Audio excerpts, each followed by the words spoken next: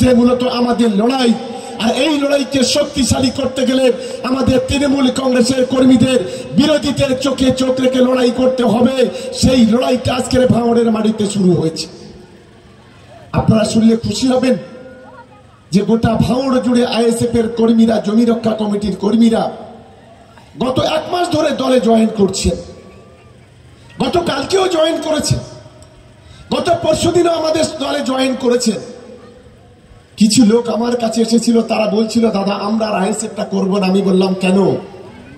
বলল বাংলায় যদি বাংলাকে রক্ষা করতে হয়, হিন্দু মুসলমানের যদি সম্প্রীতি রক্ষা করতে হয়, তাহলে বাংলাতে মমতা বন্দ্যোপাধ্যায় ছাড়া বিকল্প। 3 বছরে কোন কাজটা প্রাণগঞ্জ অঞ্চলের মানুষের কাছে করেছে? এই প্রশ্নটা আমি আজকে যারা ভাঙড়ের যারা মানুষ আছেন, আপামর জনসাধারণ, যারা গণদেবতা আছেন, আমি এই প্রশ্নটা তাদের কাছে আমি করতে চাই। আমি আপনাদের কাছে বলবো এরা কোনো কাজ করতে পারবে না। এরা মানুষকে ধাপ্পা দিতে পারে, ভাওতা দিতে পারে,